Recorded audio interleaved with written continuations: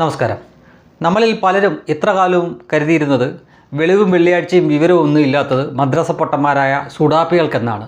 എന്നാൽ അവരെക്കാളും വെളിവും വെള്ളിയാഴ്ചയും വിവരവും ഇല്ലാത്തത് കോൺഗ്രസ്സുകാരെന്ന കൊങ്ങികൾക്കാണ്. കഴിഞ്ഞ ദിവസം മുതൽ അവർ ചില പോസ്റ്റുമൊക്കെ ആയിട്ട് നടക്കുന്നുണ്ട്. അതായത് ഇന്ത്യയുടെ ചരിത്രത്തിൽ ആദ്യമായിട്ടാണ് ഒരു അമേരിക്കൻ വ്യോമസേന വിമാനം ഇന്ത്യൻ മണ്ണിൽ ഇറങ്ങിയത് എന്ന തരത്തിലാണ് അവർ ആ പോസ്റ്റൊക്കെ ഇട്ട് നടക്കുന്നത്. അതിൻ്റെ കാരണമായിട്ട് പറയുന്നത് അമേരിക്കയിൽ അനധികൃതമായിട്ട് കണ്ടെത്തിയ ഇന്ത്യക്കാരെ അവരുടെ ഏറ്റവും വലിയ വിമാനമായിട്ടുള്ള ഗ്ലോബൽ മാസ്റ്റർ എന്ന ആ വിമാനത്തിൽ ഇന്ത്യയിലേക്ക് കൊണ്ടിറക്കിയ കാര്യം, അതിൻ്റെ ചിത്രങ്ങളൊക്കെ കൊടുത്തിട്ടാണ് അവർ പറയുന്നത് ആദ്യമായിട്ടാണ് ഇന്ത്യൻ മണ്ണിൽ ഒരു അമേരിക്കൻ വ്യോമസേനയുടെ വിമാനം ഇറങ്ങുന്നത് എന്ന തരത്തിലാണ്.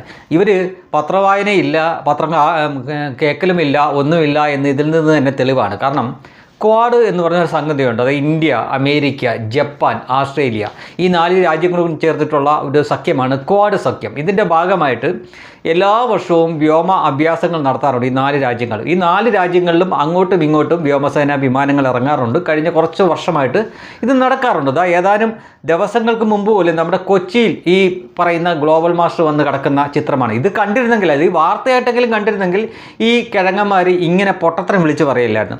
പിന്നെ അവർ തള്ളിമറിക്കുന്നത് ഇന്ദിരാഗാന്ധിയുടെ കാലത്ത് അമേരിക്കയുടെ 7ാം കപ്പൽപ്പട ഇങ്ങോട്ടേക്ക് നീങ്ങുന്നു എന്ന് പറഞ്ഞിട്ട് ഭീഷണിപ്പെടുത്തിയിട്ട് പോലും ചലിക്കാതെ നിന്ന ആളാണ് ഇന്ദിരാഗാന്ധി എന്നൊക്കെയാണ് തള്ളിമറിക്കുന്നത്. 1982 അന്ന് ആണവ പരീക്ഷണത്തിന് വേണ്ടിയിട്ട് ഇന്ദിരാഗാന്ധി മുതിർന്നപ്പോൾ അമേരിക്ക ഒരു കപ്പൽപ്പടയും വിട്ടില്ല. അവിടെ നിന്ന് വെറുതെ കണ്ണുരുട്ടിയതുള്ളൂ. കണ്ണുരുട്ടിയപ്പം കണ്ടം വഴി ഓടിത്തള്ളിയ മഹതിയാണ് ഈ ഇന്ദിരാഗാന്ധി എന്ന് പറഞ്ഞ വ്യക്തി. പിന്നീട് വാജ്പേയിയുടെ കാലത്താണ് നമ്മൾ പൊക്രാനിൽ ഈ ആണവ പരീക്ഷണം നടത്തുകയും അമേരിക്ക ഉപരോധം ഏർപ്പെടുത്തിയിട്ട് പോലും പോവില്ലേ എന്ന് പറഞ്ഞതാണ് അന്ന്.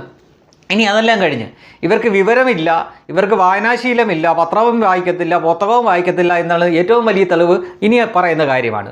ഇപ്പോൾ വിവാദത്തിലായി നിൽക്കുന്ന KR മീര എന്ന് പറഞ്ഞ എഴുത്തുകാരി ഉണ്ടല്ലോ. ഈ എഴുത്തുകാരിയുടെ ഒരു 10 വർഷത്തിന് മുമ്പുള്ള ഒരു നോവലുണ്ട്, ആ മരത്തെയും മറന്ന് ഞാൻ എന്നാണ് ആ നോവലിൻ്റെ പേര്. അധികം ആൾക്കാർ വായിച്ച് കാണത്തില്ലായിരിക്കാം, ശരി പോട്ടെ. എന്നാലും ഇത്രയും ലക്ഷക്കണക്കിന് കോടിക്കണക്കിനുണ്ട് കോൺഗ്രസ്സുകാരെന്ന് പറയുന്നവരുടെ കൂട്ടത്തിൽ ഒരുത്തനെങ്കിലും ഇത് വായിക്കാതിരിക്കുമോ?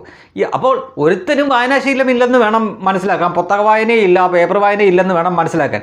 ആ നോവലിനകത്ത് 2 കഥാപാത്രങ്ങൾ തമ്മിലുള്ള സംഭാഷണത്തിൽ എഴുതി വെച്ചിരിക്കുന്നു പ്രിയങ്ക ഗാന്ധി എന്ന പേരാണ്. അതായത് പ്രിയങ്ക ഗാന്ധി എന്ന് തോന്നിപ്പിക്കത്ത തരത്തിൽ വേറൊരു പേരല്ല വെച്ചിരിക്കുന്നത്. പ്രിയങ്ക ഗാന്ധി, റോബർട്ട് വാദ്ര എന്നൊക്കെ പേരെഴുതി വെച്ചിട്ടാണ് പ്രിയങ്ക ഗാന്ധിക്ക് ഇറ്റലിക്കാരനായിട്ടുള്ള വേറൊരു ഭർത്താവുണ്ടെന്നും അതിലൊരു കുഞ്ഞുണ്ടെന്നും ഒക്കെ എഴുതി വെച്ചിരിക്കുന്നു. അപ്പോൾ ഏതെങ്കിലും ഒരു കോൺഗ്രസ്സുകാരൻ അത് വായിച്ചിരുന്നെങ്കിൽ അത് അന്നേ വിവാദമാവേണ്ടതാണ്. എന്തിനാണ് KR മീര ഇങ്ങനെ എഴുതി എന്നെങ്കിലും ചോദിക്കാം. അതായത് റോബർട്ട് വാദ്ര എന്ന് പറഞ്ഞൊരു ഭർത്താവ് നിൽക്കെ തന്നെ പ്രിയങ്ക ഗാന്ധിക്ക് വേറൊരു ഭർത്താവും, അത് ഇറ്റലിക്കാരനായിട്ടുള്ള ഭർത്താവുണ്ടെന്നും അതിൽ കൊച്ചുണ്ടെന്നും എഴുതി വെച്ചിരിക്കുകയാണ് KR മീര.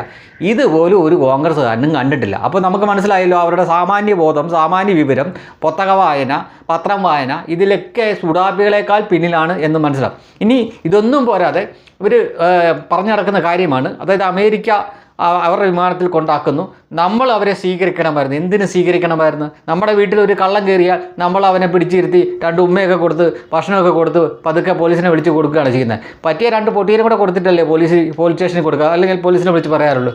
അവരവിടെ പിടിച്ച് ജയിലിലിടാതെ ഒന്നുമില്ലെങ്കിലും മര്യാദയ്ക്കൂടെ കൊണ്ട് ഇറക്കുന്നെങ്കിലും ഉണ്ട്. അപ്പോൾ നമ്മൾ പിന്നെ ഈ കമ്മ്യൂണിസ്റ്റുകാർ ഒക്കെ ചെയ്യുന്ന പോലെ പ്രതികൾ, അവരുടെ ജയിലിൽ നിന്ന് ഇറങ്ങുന്ന പ്രതികളുണ്ടല്ലോ, കൊലപാതകമൊക്കെ നടത്തിയിട്ട് ജയിലിൽ കിടക്കുന്ന പ്രതികൾ പുറത്തിറങ്ങുമ്പം അവർ ഈ ചോപ്പ് ഹാരമൊക്കെ ഇട്ട് സ്വീകരിച്ച് കയ്യടിയും ആർഭുളിയൊക്കെ ആയിട്ട് കൊണ്ടുപോകും. അതുപോലെ ഇവരെ സ്വീകരിക്കണം എന്നാണ് പറയുന്നത്. അതിന് ഭരിക്കുന്നത് കമ്മികളല്ലല്ലോ, സംഘികളല്ലേ ഭരിക്കുന്നത്. അപ്പോൾ ഇവർ കുറ്റവാളികളാണ്. ഇന്ത്യക്കാരാണെങ്കിലും അനധികൃതമായിട്ട് ഏത് രാജ്യത്ത് പോയി കിടന്നാലും അവർ കുറ്റവാളികളാണ്. യഥാർത്ഥത്തിൽ അമേരിക്ക അവരെ പിടിച്ച് അവിടെ ജയിലിടേണ്ടതാണ്. അതിനുശേഷം ആ കാലാവധി കഴിഞ്ഞതിന് ശേഷമാണ് ശരിക്കും കയറ്റിവിടേണ്ടത്. ആ മര്യാദ അവർ ചെയ്തിട്ടില്ല.